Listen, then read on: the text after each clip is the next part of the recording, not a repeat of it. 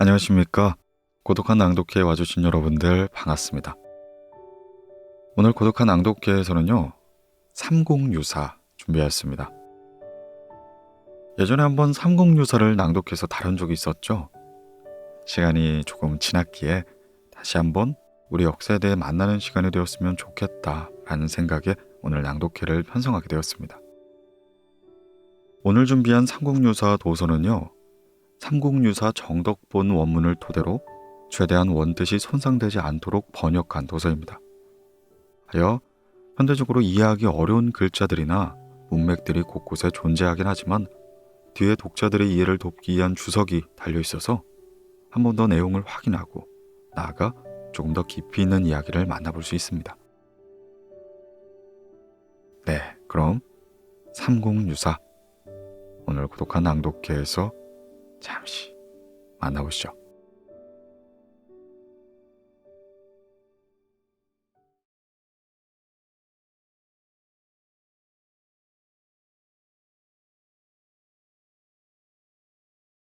머릿말. 이러는 기편을 시작하면서 논어 수리편에 나오는 괴령 난신을 인용했다. 중국의 성인 공자는 예약과 인의를 가르치면서 괴상한 힘과 어지러운 귀신에 대해선 말하지 않았다. 즉, 도리에 어긋나는 것이라든지 이성적으로 설명하기 곤란한 불가사의한 존재나 현상은 인간을 현혹하기 때문이란 것이다. 이것은 공자로 대표되는 유교의 합리적 사상이다. 그러나 이련은 무릇 제왕이란 하늘의 명과 예언을 받아 나타나며 중국의 전설상의 왕 사망오제 역시 그러한 과정으로 탄생했음을 소개했다. 그럼으로써 우리의 삼국 이야기 또한 그러한 맥락에서 쓰고자 한 것임을 밝히고 있다. 책의 첫머리에서 우리는 이런의 역사적 서술 태도가 유교적 합리주의 역사관에 입각하여 저술된 삼국사기와는 다른 맥락으로 전개되는 걸 예측할 수 있다.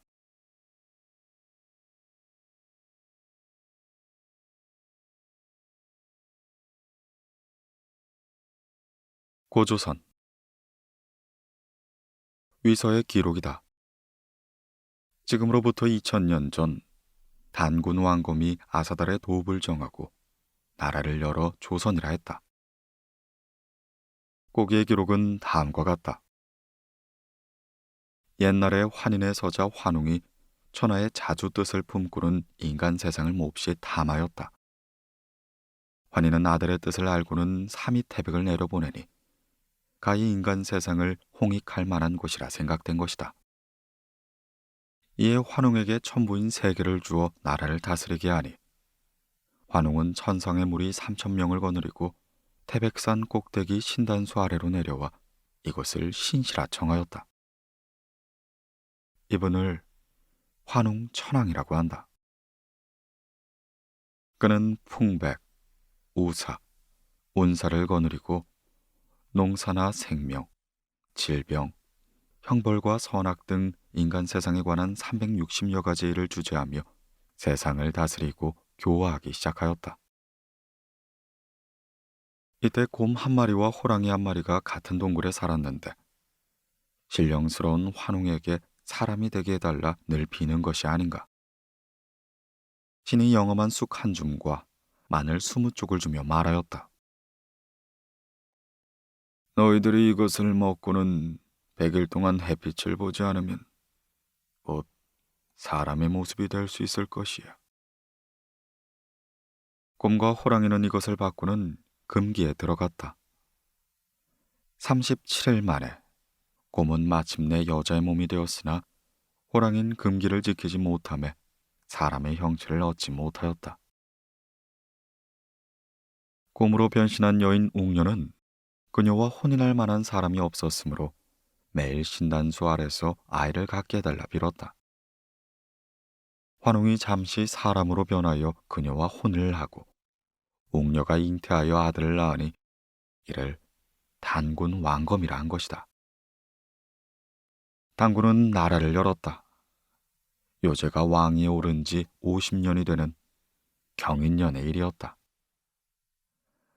단군은 평양성을 도읍으로 하고는 비로소 조선이라 불렀다. 이후 도읍을 아사달로 옮겼는데 그곳을 궁을산 또는 금미달이라고도 한다. 이렇게 당군은 1500년간 나라를 다스리게 된다. 기자조선. 주나라의 호왕이 은왕조를 멸하고 즉위한 기원전 1122년 은왕조의 유신 기자를 조선에 봉하니 당군은 장경당으로 옮겨졌다가 나중에 이사달로 돌아와 숨은 산신이 되었다. 당나라의 배구전에는 이렇게 되어 있다. 고려는 본래 고죽국이다. 주나라가 기자를 봉해 조선이라 했다. 한나라 때 이곳을 나누어 3군을 설치했는데 현도, 낙락, 대방이라 했다.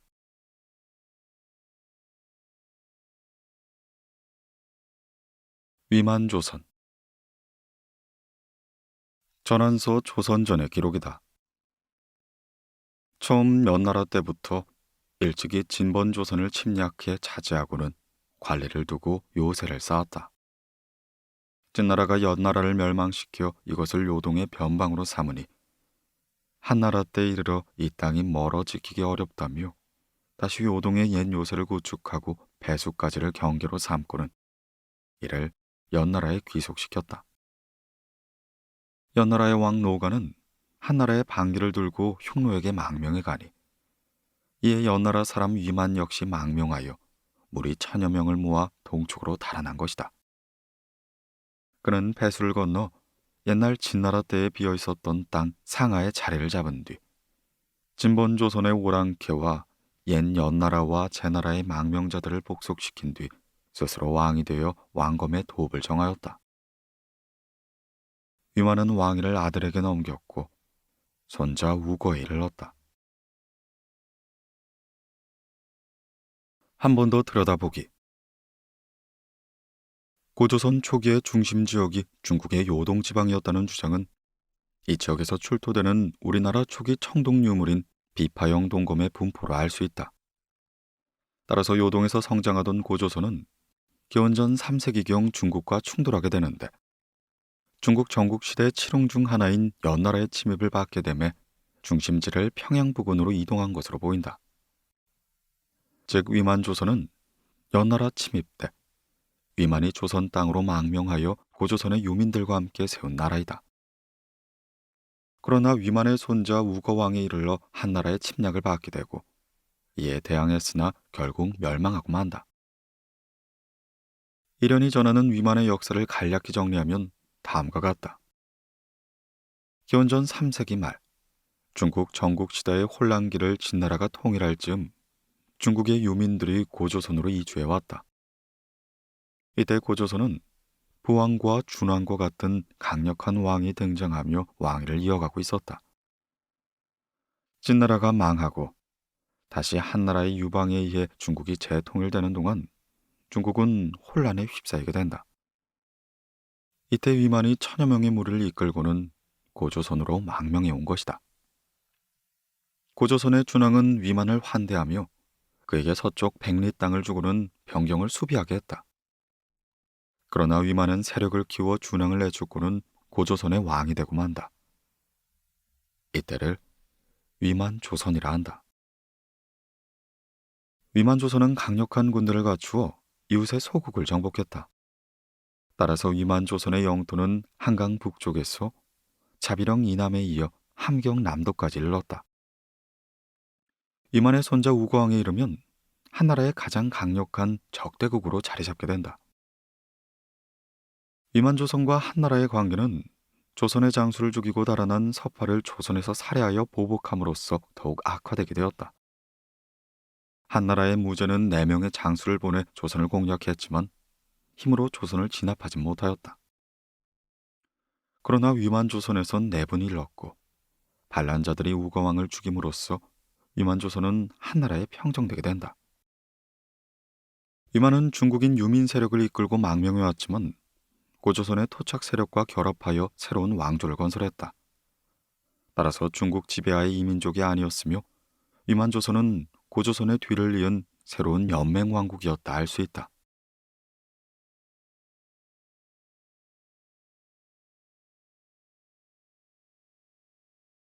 마한, 마한이 세워지다. 삼국지 위지의 기록이다. 위만이 조선을 치니 조선 왕 주는 공인과 측근 신하를 거느리고 바다를 건너 남쪽으로 내려왔다. 한 땅에 이르러 나라를 세우고는 이를 마한이라 칭하였다. 후백제의 견훤이 태조에게 올린 글에는 옛날에 마한이 먼저 일어나고 박혁거세가 나라를 세우니 그즈음 백제 또한 금마산에 나라를 세웠습니다. 라고 되어 있다. 최초는 마한은 고구려이고 진화는 신라이다. 라고 했다.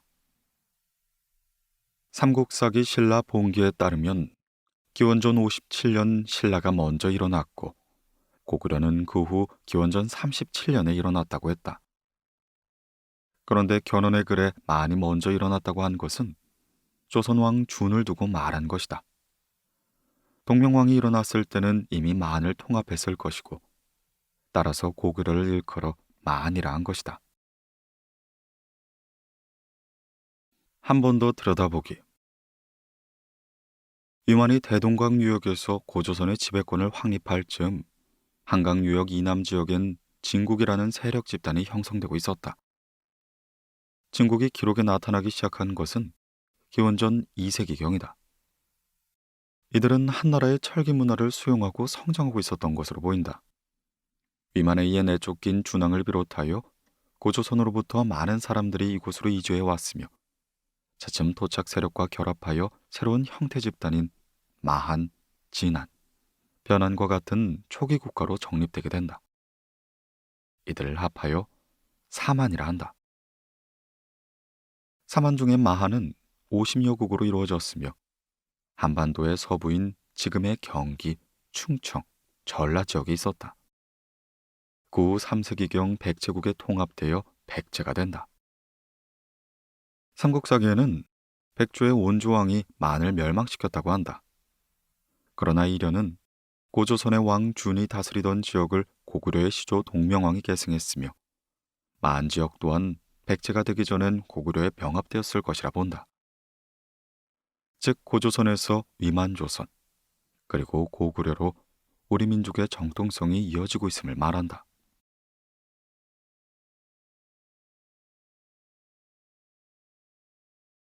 말갈과 발해.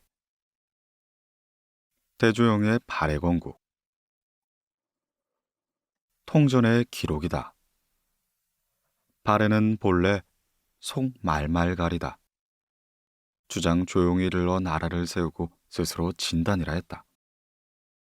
712년 선천 영감에 비로소 말갈이란 이름을 버리고 발해라 칭하였다.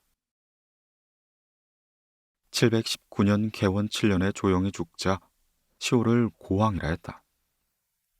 이에 세자가 왕위를 이어받자 명왕은 그를 책봉하여 왕위를 잇게 했다. 그러나 스스로 연호를 인한으로 고침해 마침내 해동 성국이 되었다. 후당의 천성초에는 거란의 공격으로 무너져서는 그 후 거란의 지배를 받게 된다. 고구려를 계승한 발해. 당나라 가탐의 국군지에는 이렇게 되어 있다. 발해국의 암록, 남해, 부여, 추성 4부는 모두 고구려의 옛 땅이며 신라 천정공으로부터 추성부에 이르기까지 39역이 있다. 또한 삼국지의 기록은 이렇게 되어 있다. 백제 말년 발해, 말갈, 신라가 백제 땅을 나누었다. 신라 사람들은 북쪽엔 말갈이 있고 남쪽엔 외인이 있으며 서쪽엔 백제가 있으니 이것이 나라의 해가 된다. 또한 말갈 땅은 아슬라주에 접해 있다 라고도 했다. 한 번 더 들여다보기. 중국의 역사에서는 발해를 말갈족의 나라라 보고 있으나 이려는 고구려를 계승한 나라라고 생각했다. 발해의 건국자는 대조영이다. 시온은 고왕이며 고구려 유민 출신이라고도 하고 말갈 백산부의 사람이란 설도 있다. 신라와 연합하여 고구려를 멸망시킨 당나라는 고구려 유민들을 중국으로 이주시켰는데 이때 대조영 또한 영주로 끌려가게 된다. 696년 거란의 이진충이 반란을 일으키자 대조영은 만주 동부 지역으로 빠져나와 고구려 유민과 말갈인을 규합했다. 그는 동모상 아래 성을 쌓고는 발해를 세우고 스스로 진국왕이라 칭하였다. 발해에는 북만주 일대에 말갈인이 많이 예속되어 있었지만 지배층은 확실히 고구려의 유민들이었다. 이들은 모두 고구려를 부흥시킨다는 자각을 가지고 있었다. 그러나 신라와는 대립적인 관계였기 때문에 7세기경 신라인들은 발해를 말갈족의 나라로 보았다. 오가야. 오가야는 아라가야, 고령가야, 대가야, 성산가야, 소가야를 말한다. 본조 사락엔 이렇게 되어 있다. 940년 태조 천복 5년 오가야의 이름을 이렇게 고치었다. 첫째는 금관, 둘째는 고령, 셋째는 비화, 나머지 둘은 아라와 성산이다. 한 번 더 들여다보기. 가야는 가락이라고도 하며 가락국을 가리킨다. 일본의 기록에는 임나라고 한다. 가야가 위치한 낙동강 유역은 원래 변한 12국이었다. 그러나 이들은 진앙의 지배를 받지 않고는 연맹 형태의 독립 세력을 이루고 있었다.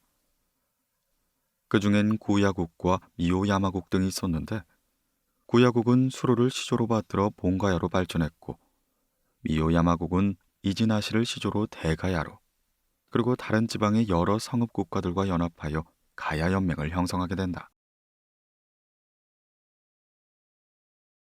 북부역 고기의 기록이다.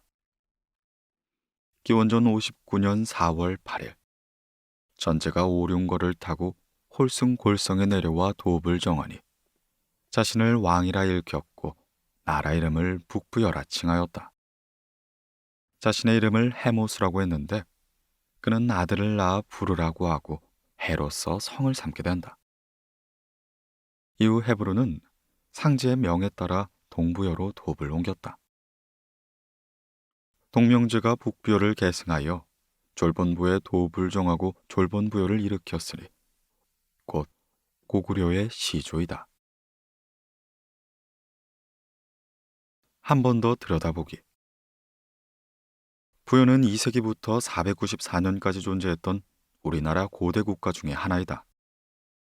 연맹왕국을 형성하여 1세기 초에는 중국식 왕의 칭호를 사용한 것으로 보아 중국과 외교 활동을 할 수 있는 세력이었다. 일명 북부여라고도 했으며 철기 문화를 배경으로 지금의 숭화강 유역을 지배했다. 부여엔 두 가지의 건국 신화가 있다. 해모수가 천재의 아들이라 칭하며 기원전 59년 북부여를 세웠으며 그의 아들 헤루부가 가서번이란 곳으로 수도를 옮기고 나라 이름을 동부여로 했다는 것이다. 해모수는 하백의 딸 유아에게서 또 다른 아들 주몽을 낳게 되는데 주몽은 동부여에서 성장했으나 북부여를 이어 고구려의 시조가 된다. 이르는 북부여의 해모수에서 주몽으로 왕위가 이어짐에 고구려가 북부여를 계승한 나라라는 걸 강조했다.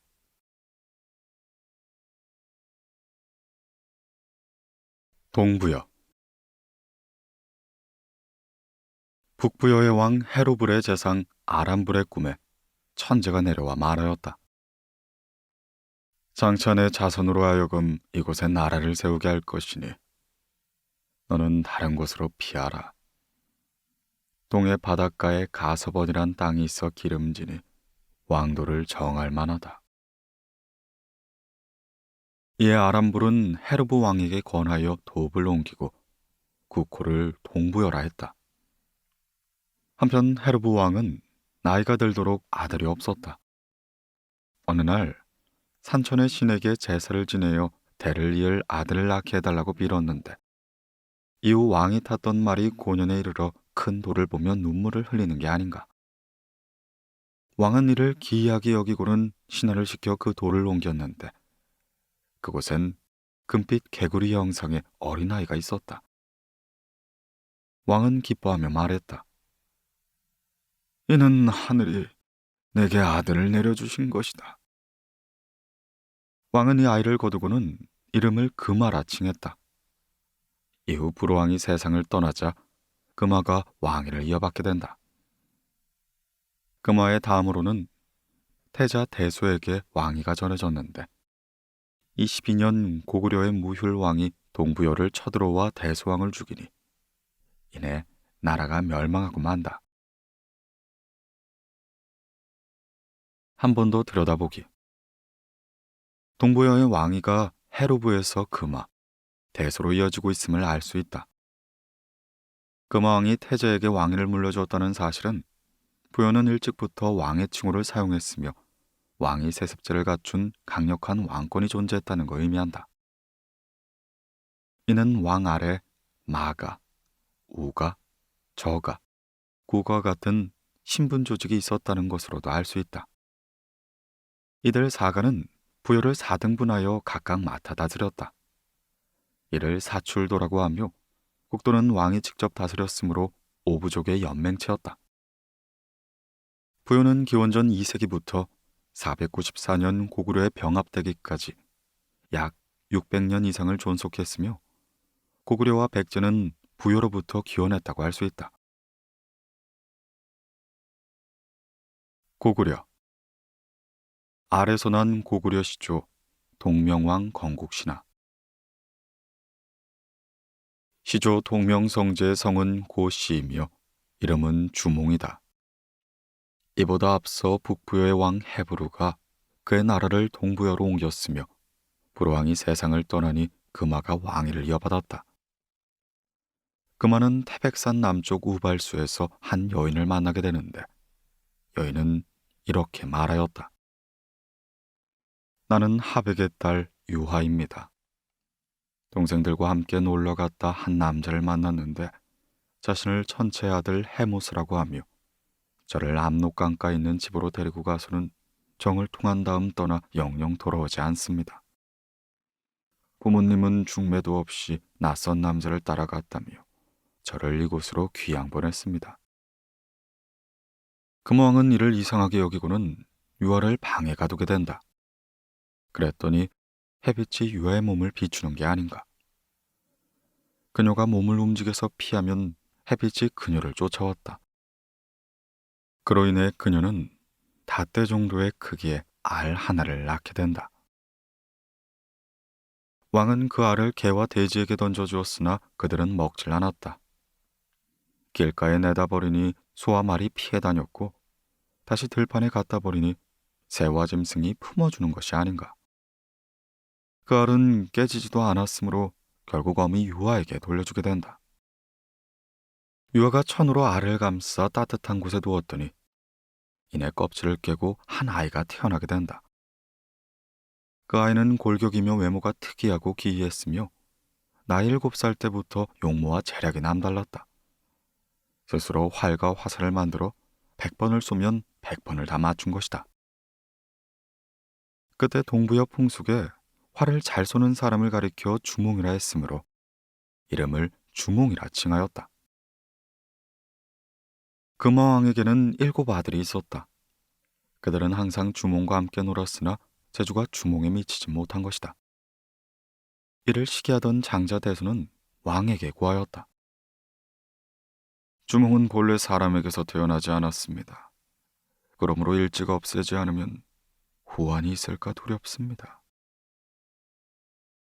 그러나 금화왕은 태제의 말을 듣지 않고는 주몽에게 말을 기르게 했다. 주몽은 준말을 알아보고는 일부러 먹이를 적게 주어 여의게 하고 둔한 말을 잘 먹여 살찌우게 했다. 왕은 살찐 말은 자기가 타고는 마른 말을 주몽에게 주었다.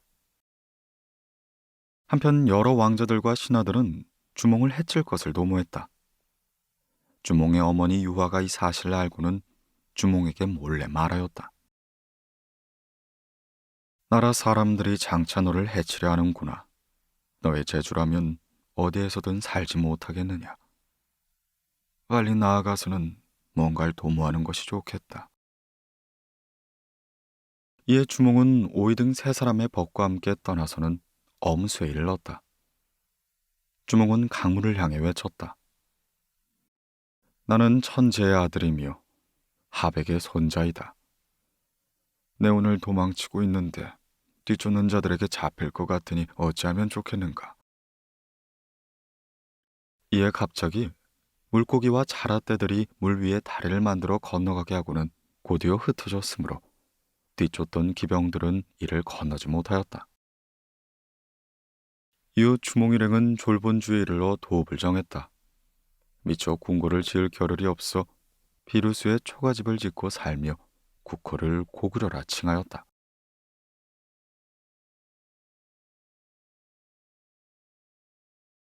변환과 백제.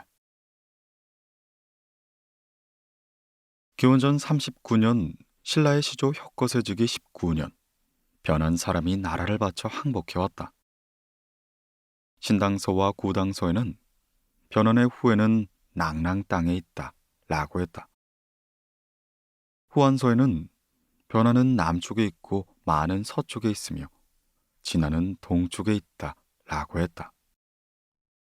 또한 제치어는 변환은 백제다 라고 했다.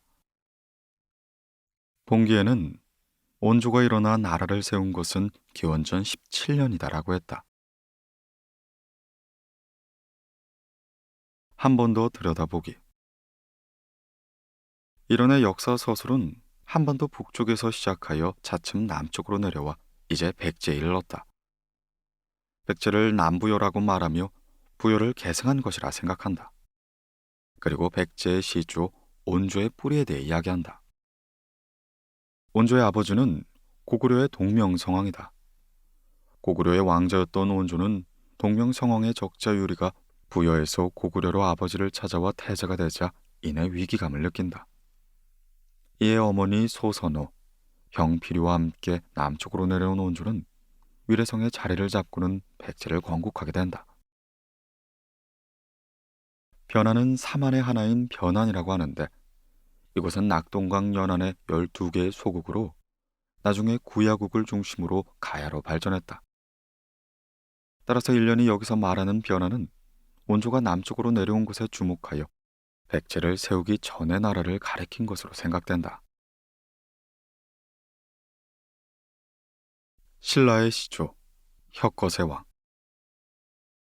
진안 땅의 6마을. 진안 땅에는 옛날 6촌이 있었다. 첫째는 알천 양산촌으로 남쪽은 지금의 담엄사 일대이고 촌장은 알평이다. 처음에 하늘에서 표암봉이 내려와 금량부 이씨의 조상이 되었다. 둘째는 돌산의 고어촌이다. 촌장은 소벌돌이이고 형산으로 내려와 사량부 정씨의 조상이 되었다. 셋째는 무산의 대수촌이다. 촌장은 구례마이고 처음에 이산으로 내려와 점량부 또는 모량부 손씨의 조상이 되었다. 넷째는 자산의 진지촌이다. 촌장은 지백호이고 처음에 화산으로 내려와 본피부 최씨의 조상이 되었다. 다섯째는 금산의 가리촌이다. 촌장은 지타이고 처음에 명활산으로 내려와 한기부 배씨의 조상이 된다. 여섯째는 명활산 고야촌이다. 촌장은 호진이고 처음에 금강산에서 내려와 습피부 설씨의 조상이 되었다. 6마을이 모여 알에서 난 혁거세를 왕으로 추대하다. 기원전 69년 3월 초하루 육촌의 촌장들은 제각기 자제를 데리고 알천의 언덕으로 모여 의논을 하기 시작했다. 우리들 위로 백성을 다스릴 임금이 없으니 백성들이 각자 방종하여 제멋대로 놀고 있어. 덕 있는 사람을 찾아 임금을 삼아 이내 나라를 세우고 도읍을 정해할 것이요. 그렇게 모두 언덕 위로 올라가 남쪽을 바라보니 양산 기슭으로 이상한 기운이 정강처럼 땅에 비치는데 나정 곁에 흰 말이 꿇어앉아 절하는 형상을 하고 있는 것이 아닌가. 이들이 그곳을 찾아가 살펴보니 보랏빛의 큰 알 하나가 있었다. 말은 사람들을 보자 길게 소리쳐 울다가 이내 하늘로 올라가 버린다. 이들이 그 알을 깨뜨려 보니 사내아이가 나왔는데 생김새가 단정하고 아름다웠다. 모두들 놀라 이상히 여기고는 그 아이를 동천에 목욕을 시키니 이내 광채가 나고 새와 짐승이 절로 춤을 추고 천지가 진동하며 해와 달이 밝게 빛이 났다. 이로써 그를 혁것의 왕이라 했다. 우물에서 태어난 알령. 당시의 사람들은 서로 입을 모아 축하했다. 이제 천주가 이미 하늘에서 내려오셨으니 마땅히 덕이 있는 왕후를 찾아 배필을 삼아야 하지 않겠는가. 그리고 그날 사양리 알령정 주변에 계룡이 나타나 왼편 옆구리에서 여자아이 하나를 낳았다. 아이의 자태가 유난히 곱고 입술은 달개부리와 같았는데 그녀 또한 월성북촌에서 목욕을 시키니 이내 부리가 떨어지게 된다. 이 부리가 빠졌다고 하여 시내의 이름을 발천이라 칭했다. 혁것의 왕과 아령왕후. 사람들은 남산 서쪽에 궁궐을 짓고는 성령스러운 두 아이를 받아 길렀다. 남자아이는 알에서 태어났으며 알은 바깥이 생겼으므로 성을 박씨라 칭했다. 여자아이는 태어난 우물의 이름을 따 알령이라 칭했다. 두 아이가 자라 13세가 되자 기원전 57년 남자는 왕으로 추대되었고 여자는 왕으로 삼았다. 이후 국호를 설아벌 또는 서벌이라 했다. 처음 왕이 개정에서 탄생했으므로 계림국이라 했는데 계림이 상스러운 곳이기 때문이었다. 후세에 이르러 국호를 신라라 정했다. 왕은 다스린 지 61년 만에 하늘로 올라갔다. 그 후 7일 후 왕의 유체가 흩어져 떨어지자 왕후 알령 역시 세상을 떠나게 된다. 서라벌 사람들이 왕의 유체를 합하여 장사를 지내려고 하자 금 100만 마리가 쫓아와 이들을 방해했다. 결국 머리와 사지능을 각각 따로 만들어 5능이 되었다. 이후 태자 남해가 왕위를 계승하게 된다. 제2대 남해왕. 남해 거서강은 차자웅이라고도 한다. 이것은 존장의 칭호이며 오직 이 왕만을 그렇게 불렀다. 아버지는 혁거서이고 어머니는 알령 부인이며 왕비는 운제 부인이다. 귀원 후 4년에 즉위하여 21년 동안 다스리고는 23년 세상을 떠났다. 신라에서는 왕의 칭호를 거서간, 차차웅, 이사금, 마립간 등으로 불렀다. 거서간은 또 거슬한이라고도 하는데 유일하게 혁것에만 이 칭호를 썼다. 이것은 지난 말로 왕 또는 귀인을 가리킨다. 차차웅은 또는 자충이라고 했는데 무당을 뜻한 것으로 재정일치 시대의 수장을 의미한다. 이사금은 칠이, 즉 이가 많은 사람은 지혜로운 사람이란 뜻으로 제3대 유리왕 때부터 제16대 홀대왕까지 사용했다. 마립간이란 마루, 즉 높은 곳에 있는 우두머리를 의미하는 왕후이다. 17대 내물왕에서 22대 자증왕까지 사용했다. 한편 삼국사기에는 제18대 실성왕까지 이사금을 사용했으며 19대 눌주왕 때부터 마립간을 사용했다고 되어 있다. 제3대 노래왕. 박노래 니질금은 처음 왕이 오를 때부터 매부 탈해에게 왕위를 사양했다. 이에 타레가 말하였다. 무릇 덕이 있는 사람은 이가 많다고 하니 입금으로 시험해 봅시다. 이에 떡을 깨물어 보았는데 노래왕의 이가 더 많았기 때문에 먼저 왕에 오르게 된다. 그래서 이를 이사금이라 했다. 한 번 더 들여다보기. 이사금은 신라 초기 왕의 칭호로 사용된 것이다. 치질금, 이질금도 같은 말이다. 남의 왕이 죽은 뒤 유리왕이 왕위를 탈에게 양보하자 탈에가 입금으로 겨뤄보자 한 데서 유래하였다는 설이 있다. 따라서 이사금은 연장자를 의미하며 사왕, 개군을 뜻하기도 한다. 이 이사금이 변하여 임금이 되었다고 한다.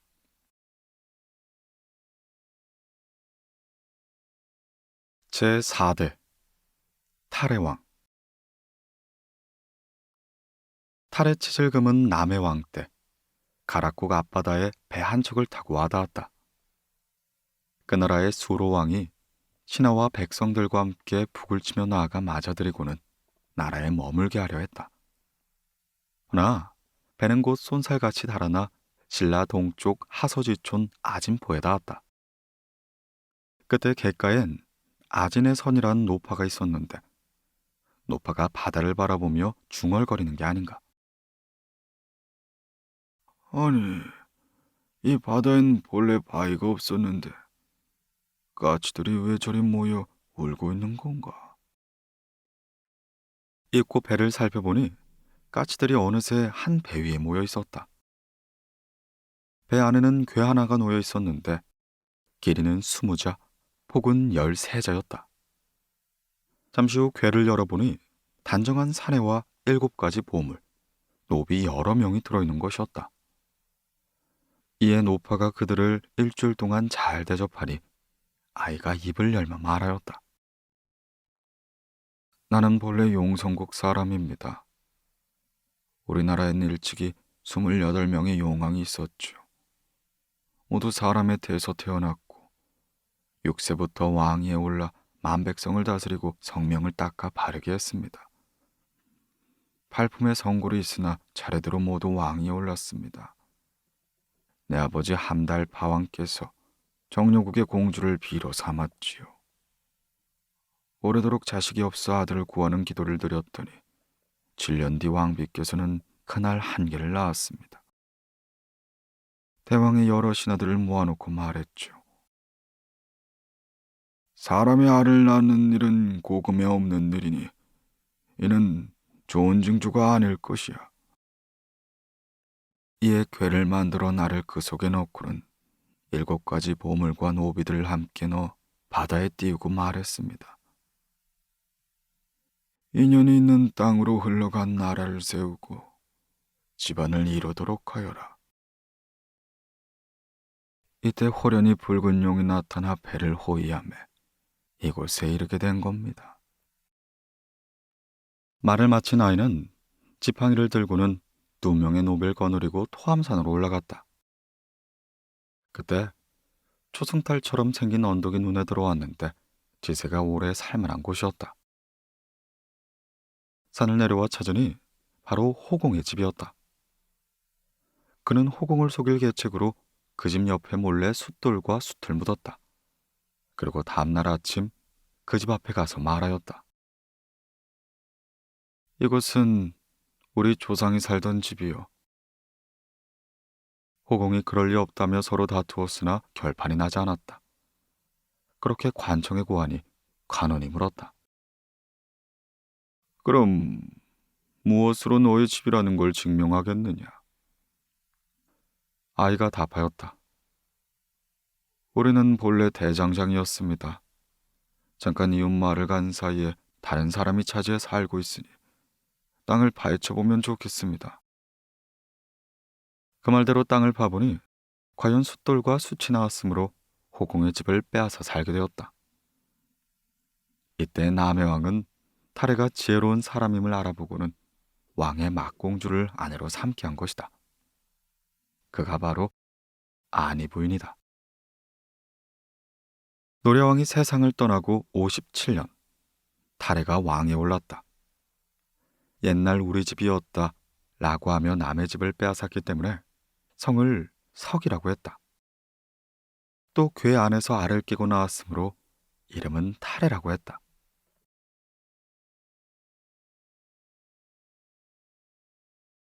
김할지.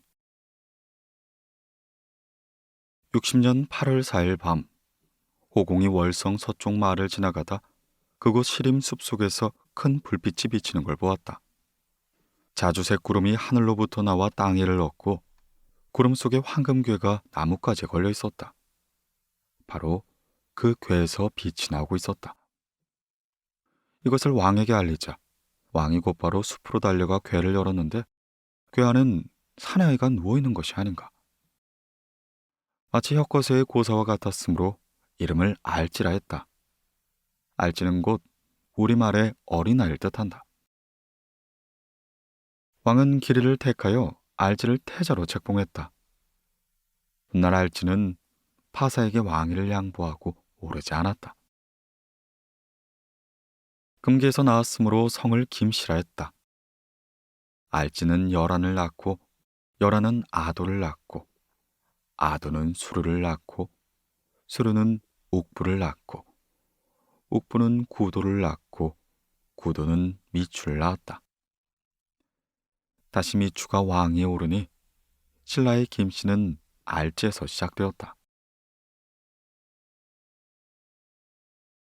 연호랑과 세오녀.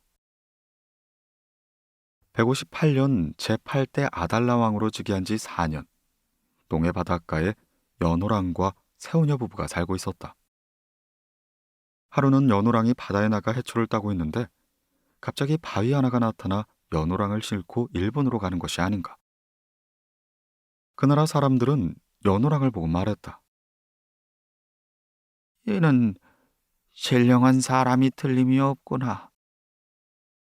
이호이들은 연호랑을 받들어 그 나라의 왕으로 삼았다. 한편 세오녀는 남편이 돌아오지 않은 것을 이상하게 여겨 남편을 찾기 시작했다. 바위에 남편이 벗어놓은 신발이 보였는데 이에 세오녀가 그 위에 올라서자 또다시 전처럼 바위가 움직이기 시작했다. 나라 사람들이 이를 보고 놀라 왕에게 알렸는데 이로써 부부는 다시 만나게 되었고 세오녀를 귀비로 삼게 된다. 이 무렵 신라에선 해와 달이 빛을 잃기 시작했다. 일관이 점을 쳐보고는 이렇게 말하였다. 우리의 해와 달의 정기가 지금 일본으로 가버렸기 때문입니다. 하여 이런 궤변이 생긴 것이지요. 왕은 사신을 보내어 두 사람을 찾게 되었다. 이에 연호랑이 말하였다. 내가 이 나라에 이르게 된 것은 하늘의 뜻이니 내 어찌 돌아갈 수가 있겠는가. 허나 왕비가 손수 짠 비단이 있으니 이것으로 하늘에 제사를 올리면 좋아질 것이다. 사신이 돌아와 왕에게 그 사실을 알렸는데 그 말에 따라 하늘에 제사를 올렸더니 마침내 해와 달의 빛이 예전과 같아졌다. 왕은 그 비단을 어고로 간직하여 국보로 삼고 창고를 귀비고라 칭하였다.